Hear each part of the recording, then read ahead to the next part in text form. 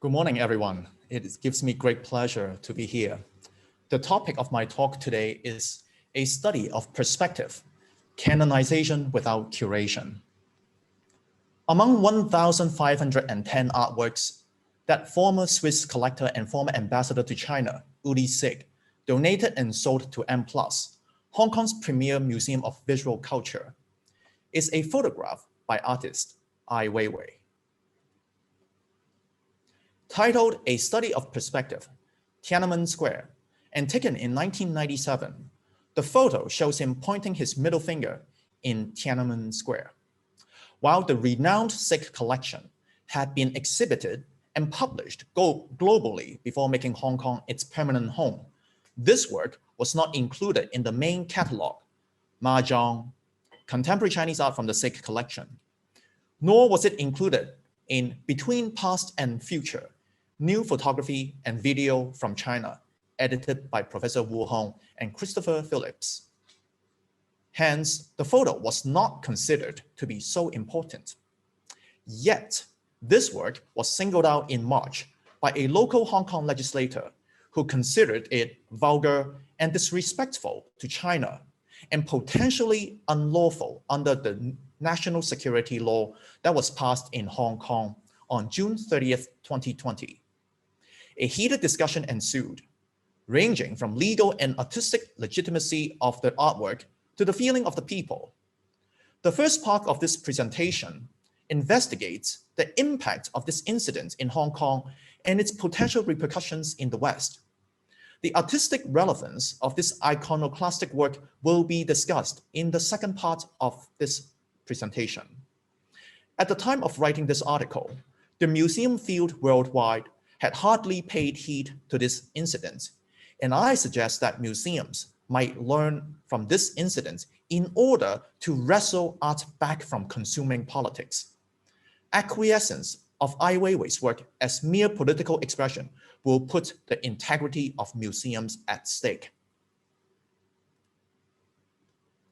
When the chief executive of Hong Kong, Carrie Lam, was questioned on March 17, 2021, on the risk of the artwork to national security, she stopped short of commenting on the artwork in question, but expressed her respect for the freedom of artistic expression and suggested that the line between artistic freedom and aggravation that sowed discord between Hong Kong people and mainland Chinese can be and should be drawn.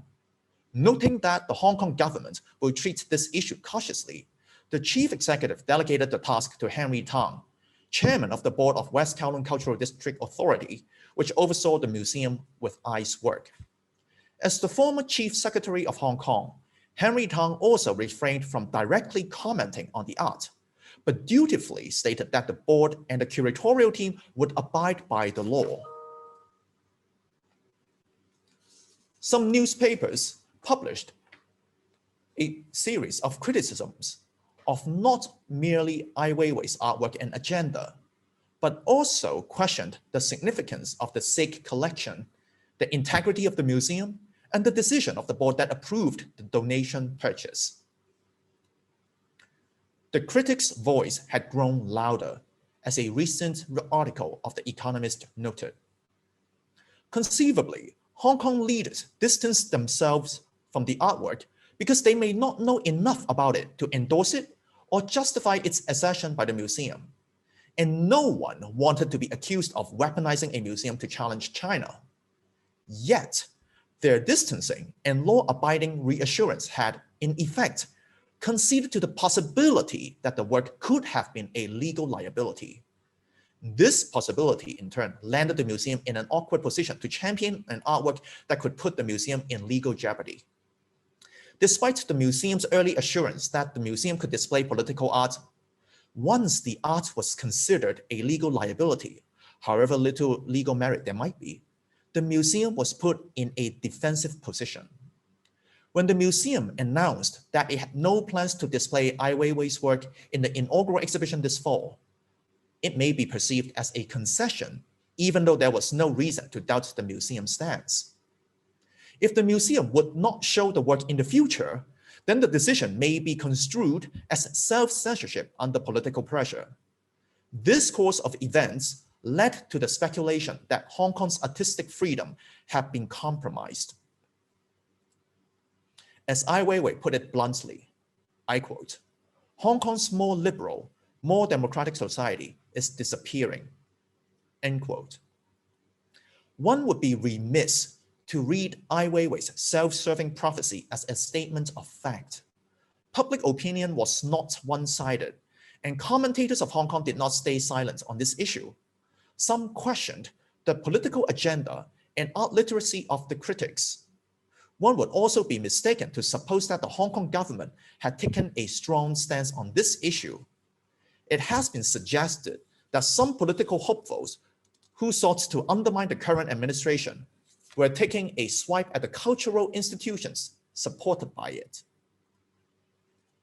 A champion of the arts among the political elites was Bernard Chan, the convener of Hong Kong's Executive Council, who contributed an article to the South China Morning Post and cautioned against government's involvement in sanctioning artworks, as official establishments in 19th century Europe had been known to stifle innovative works which were recognized later as icons of modern art.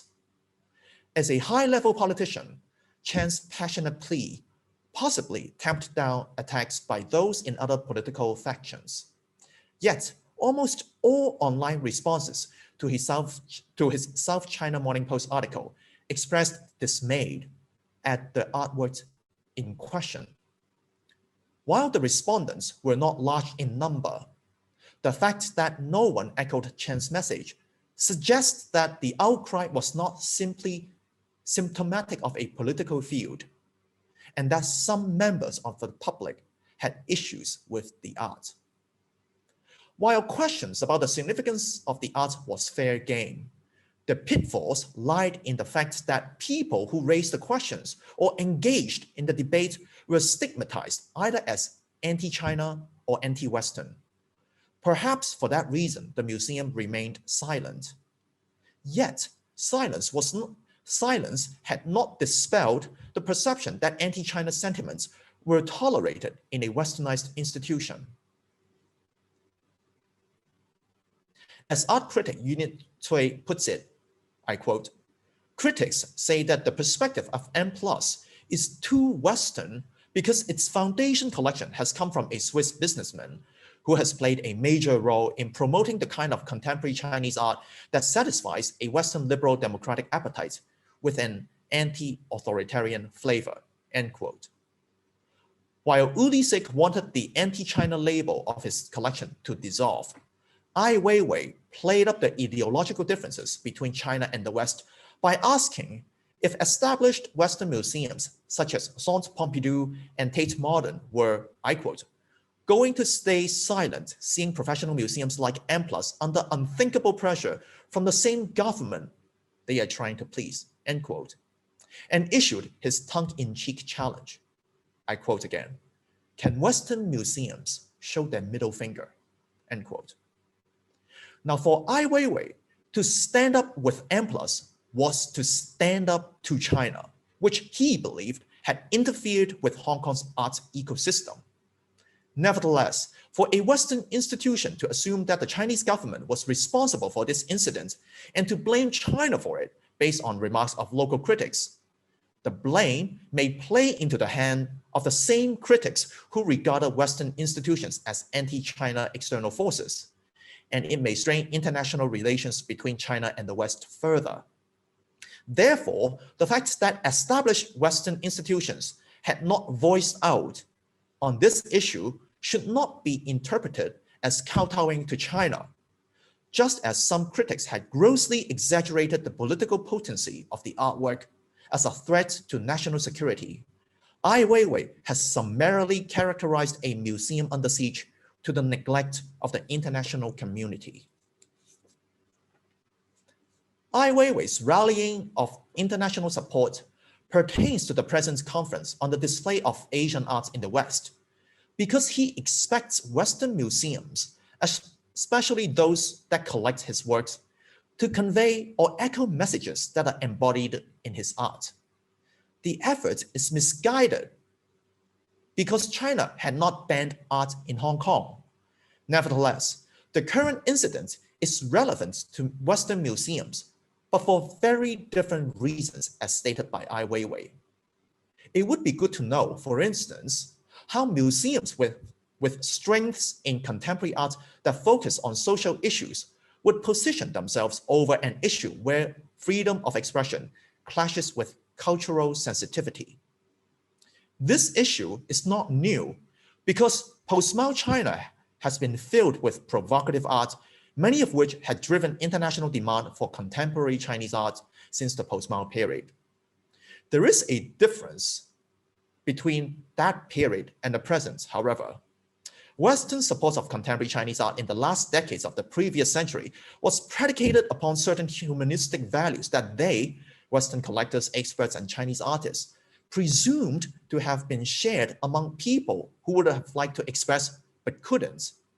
And the art was the means to underpin such values. Now that the Chinese government's image seems to have improved among its citizens, art that are critical of China may have less appeal. The art that Ai Weiwei created decades ago had thus appeared to be offensive to some people. How does this swing in popular opinion affect the curating strategy of Ai Weiwei's art that had been sanctioned and made mainstream 2 decades ago? Conceivably, when people saw the photo in question in MoMA, which collected a study of perspective series and photographs by other Chinese artists in the first decade of the 21st century, they may marvel at Ai's chivalry and felt fortunate that they stood in the land of freedom. In a post-George Floyd and pandemic-stricken America, where inequality and racism are rife, how might visitors react to this image now?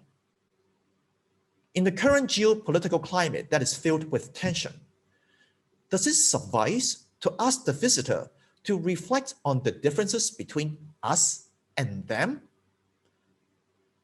Is it even responsible to repeat an artist's statement that aligns with an anti-China narrative? As the reaction in Hong Kong has shown, this image can be perceived as a denigration of a country as a whole, not just an administration or a regime.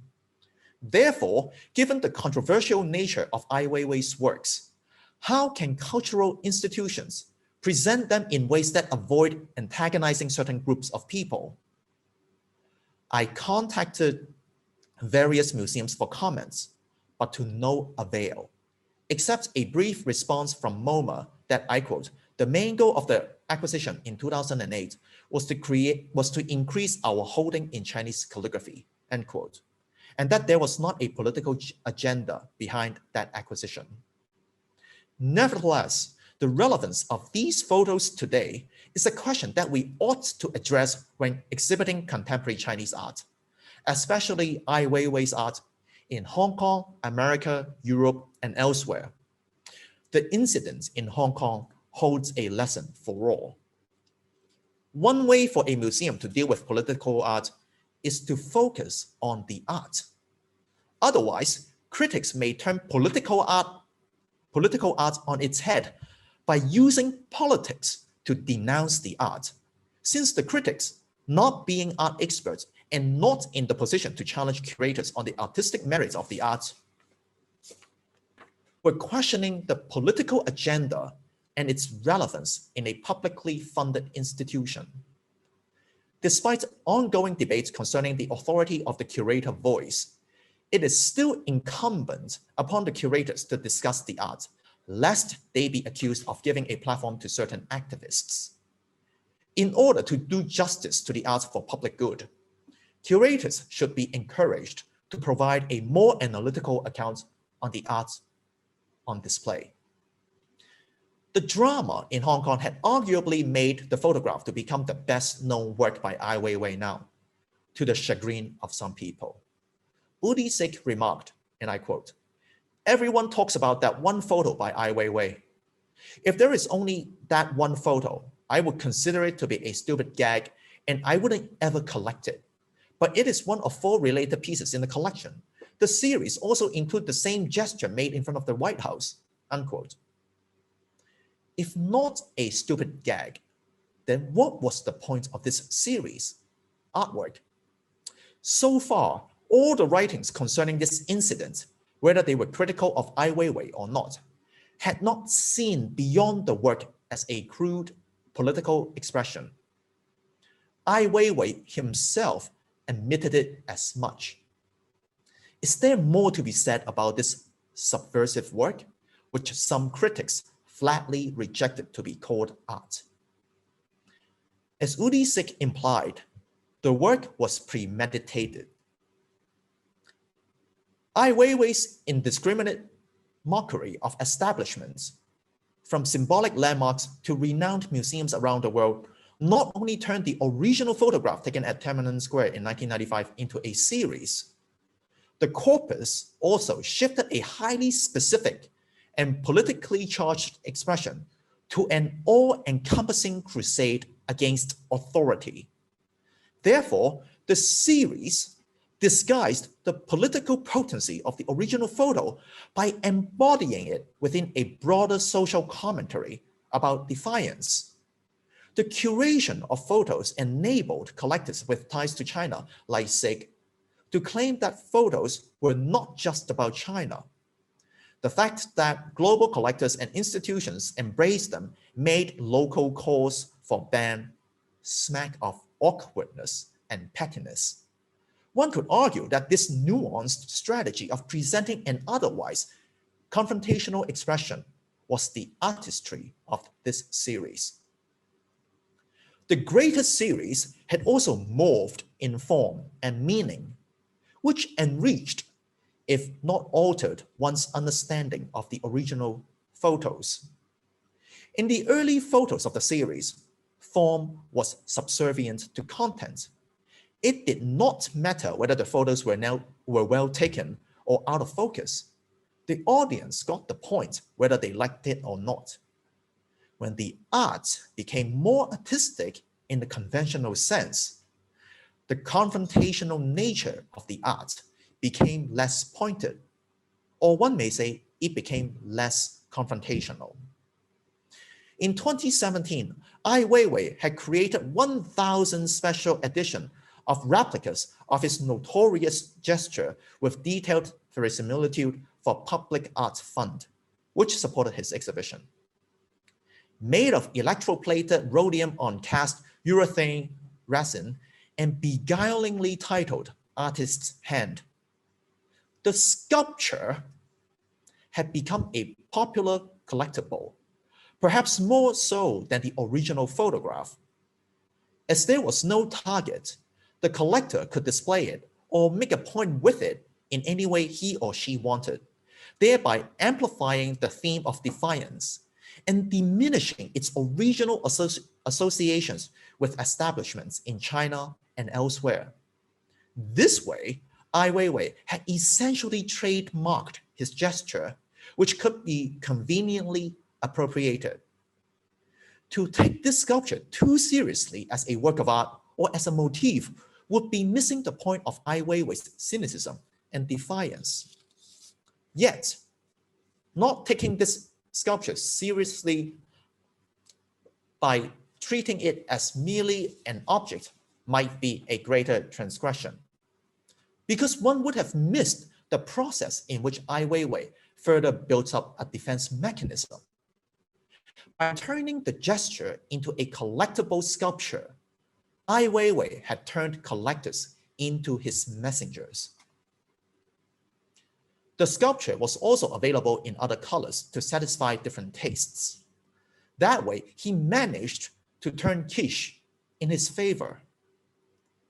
Last year, at the height of the pandemic in developed countries, Ai Weiwei made face masks with this gesture in collaboration with the senior curator of Guggenheim Museum, Alexandra Monroe, and raised over $1.4 million for charity. Not only were his fingerprints all over these hand-printed masks, his explosive gesture had paradoxically had a benign impact. From the hand sculptures to face masks, He literally gave his hand to those in need. This visual pun was compelling because it generated real impact on the community, arguably more so than those early photos. Later works that were derived from a study of perspective Tiananmen Square came to have distinct impact and meaning, which was not conditioned by the original photograph. The evolving and expanding series, together with all other works by Ai Weiwei, were the means to an end of an ever-growing project on social activism. By collecting a piece of his works, an institution could make references to the artist's cerebral mindset through it and not be limited by the prevailing meaning of a particular work. Various curating strategies may be explored. Now, if the evolving focus of a study of perspective series were to make overt criticism more oblique in order to gain wider acceptance, then Ai Weiwei had mastered this art of satire in a later photography series, in which a naked Ai Weiwei was shown jumping in mid-air with outstretched limbs and covering his genitals with a grass mud horse toy. Dated 2009 and titled Grass Mud Horse Covering the Middle, the performative photography's literal rendition was awkward and comical. The humor took a dark turn as one recognized the title in Chinese, 草泥马党中央, puns with insulting swear words in Mandarin. Another title of the work is Forgets Not to Covering the Middle Upon Soaring High. The Chinese title, 腾飞不往党中央, was a sarcastic reminder of not forgetting the CCP when soaring high. Through this work, I took side swipes at both the government and corporations that pandered to it. Comparing to a study of perspective, the potency of Grass Mud Horse series lied in its ambiguous interpretations that resonated with different audiences. This work followed a history of satire in which the aura of authority was stripped by mockery. Understandably, the subject would not be amused and might be offended by anyone who found it amusing, even if he or she was not amused by the reference to the subject in question. The visible action and homophobe allusion of this work were completely different and mutually exclusive. Interpretations vary. A teenager may be amused by a silly-looking naked man. That would be an instance of laughing at Ai Weiwei. A grown-up may be amused by a man scampering for cover with a toy. That would be an instance of laughing about a situation. A politically insensitive Chinese speaker may be amused by a man covering himself with a grass mud horse as specified in the title.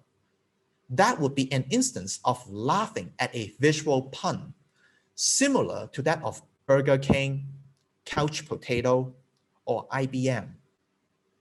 A Chinese speaker attuned to politics may be amused by Ai Weiwei's mischievous attempt to slight the government. That would be an instance of laughing at the verbal visual pun, where the cognition of the verbal pun took precedence over the visual. Conflicting or ambiguous interpretations arising from visual representation and verbal signification was highlighted long ago by Michel Foucault's study of Magritte's 1929 masterpiece, The Treachery of Images, This Is Not a Pipe, which demonstrated the persistent tension between image and text. Not unlike Magritte's painting, Ai Weiwei's work mixed up in Foucauldian terms, I quote, what it says over what it shows to hide them from each other, end quote. In other words, one cannot see a wary Ai Weiwei scampering for cover and visualize an aggressive Ai Weiwei slighting the Chinese government at the same time. Just as Magritte continued the legacy of Kandinsky and Klee to question the authority of representation, Ai Weiwei followed Magritte's cue to, I quote Foucault again, name his paintings in order to focus attention upon the very act of naming, unquote. Ai Weiwei's play on cognition and ambiguity was the art historical relevance of grass, mud, horse covering the middle. From an art historical standpoint, a study of perspective Tiananmen anticipated grass, mud, horse covering the middle in two conceptual ways. First, on the relationship between word and image. A study of perspective Tiananmen Square was deliberately named to draw attention away from the figure or obscene gesture, because the Chinese title, 透视研究, literally meant a study of seeing through or looking beyond what was before you, i.e. the finger. Of course, the universally notorious gesture was too imposing for the rhetorical title to have much impact. With grass, mud, horse covering the middle, Ai Weiwei was able to manipulate word and image more ambiguously to create multiple layered meanings. Second, on the relationship between gesture and visual pun, the obscene gesture in a study of perspective Tiananmen visually occupied a significant part of the photo and blocked or covered up the center of the image. This was the original and literal rendition of Dang Zhongyang. While it is not evidence that Ai Weiwei had acknowledged a study of perspective Tiananmen Square to be the source of grass, mud, horse covering the middle, it is inconceivable that Ai Weiwei could have done the latter without having experimented with the former. If an unwary public saw the image as nothing but a crude gesture, the curator could contextualize the image from the previous century and explain how less blatant, some may say more creative works were conceived and developed from it later on. This paper is not an attempt to glorify Ai Weiwei's intentions or these particular photographs. It was written with the spirit that a concerned public deserved an academic explanation of why a loaded image like a study of perspective Tiananmen Square was deemed relevant for a museum. Thank you, Josh. Are you able to finish up in a sentence?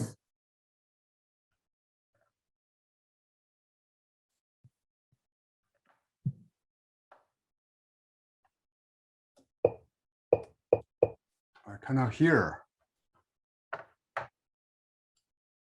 I think we're moving on to the next speaker. Okay, just 1 minute. Curatorial discretion for Ai Weiwei's provocative art would be necessary not only in Hong Kong, but also in museums worldwide. A potential lesson for the West is that the original photos may repulse certain audiences, regardless of how they feel about China now, and that continually branding Ai Weiwei as a quote-unquote dissident Chinese artist would divert the public's attention from other aspects of his creations that are more interesting than his political views.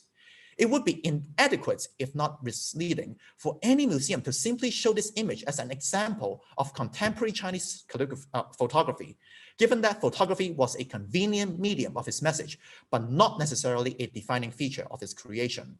If the art historical relevance of these politically sensitive works are not discussed openly, then challenges to their legitimacy, well-intended or not, may be unconstructively mischaracterized as an infringement of artistic freedom, as we have seen in Hong Kong.